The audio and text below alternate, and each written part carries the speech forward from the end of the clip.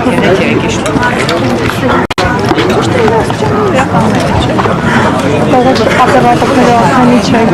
Հայ,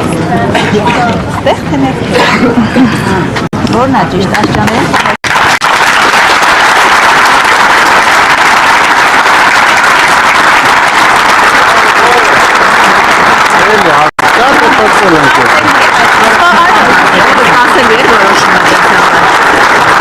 Ինձ ավելի շատ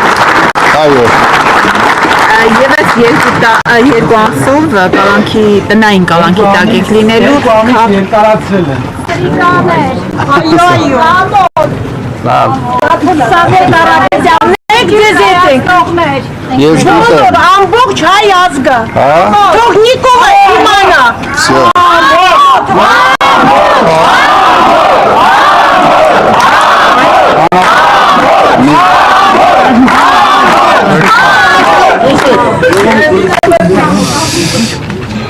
Լսում եմ։ Պարոն Կարապետյան, շարունակելով հարցը, տեսեք երկու ամիս բարձրորեն դուք կրկին ազատություն չեք ունենալու, քաղաքական գործընթացները շարունակելու եք տնից հետևել, սա ինչ-որ ձերով ձեր ակտիվությունը կսահմանափակի։ Ղեկավարել։ Եվ ղեկավար, ինչ-որ ձևով ձեր ակտիվությունը կսահմանափակի քաղաքական առումով, եթե օրինակ դուք ազատ լինեիք, ինչ կլիներ։ Իհարկե ավելի ակտիվ կլինեի։ Ավելի արագ Փաշինյանին ճանապարհենք։ Իսկ ձեր գաղտնի պլանի հետ կապված որևէ նորություն կասեք, ինչպես եք այդ հեռացնելու։ Դե հերթով ասում ենք, դուք ուշադիր հետևեք։ Հենա գաղտնի պլանով Ալեն Սիմոնյանին ճանապարհեցինք։ Հաստատ դուք ճանապարհեցիք ոչ թե։ Բա ով, Փաշինյանը խաբար չէր։ Պարոն Կարապետյան, այստեղ հավաքված ձեր աջակիցները գոնե ինչ որ կերպ տնային կալանքի դժվարությունը մեղմում են։ Գլուխը այն մեխանիզմի արդեն չկա, հիմա Փաշինյանը դարել է անգլուխ ձիավոր։ Մեղմում են այստեղ հավաքված ձեր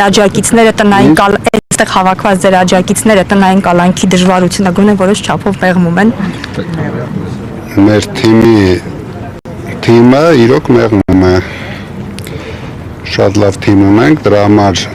հավաքվում ենք, լավ բառեր ենք ասում իրար, հույս ենք տալիս իրար ու գնում ենք առաջ։ Քաղաքացիների հանդիպումներ ձեր տանը լինելու են, պարոն Կարապետյան, ինչպես նախընտրական շրջանում ենք տեսել։ Նու, այդ մասշտաբով իհարկե ոչ, բայց տարբեր չափսերի կլինեն։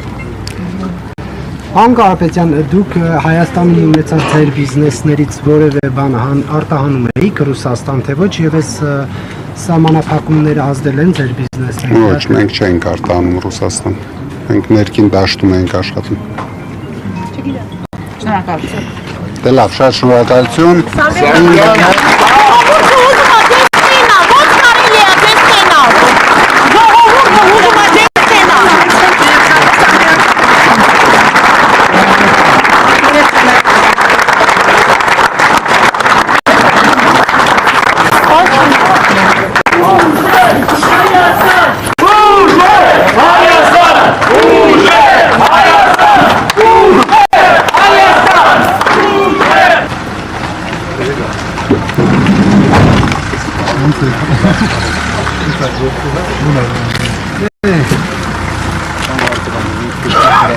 Պարոն Կարապետյան, արև ձեզ, ոնց եք։ Շատ լավ, լավ։ Անեմ ու մոտենա։ Դիմայքի, խնդիրները կան։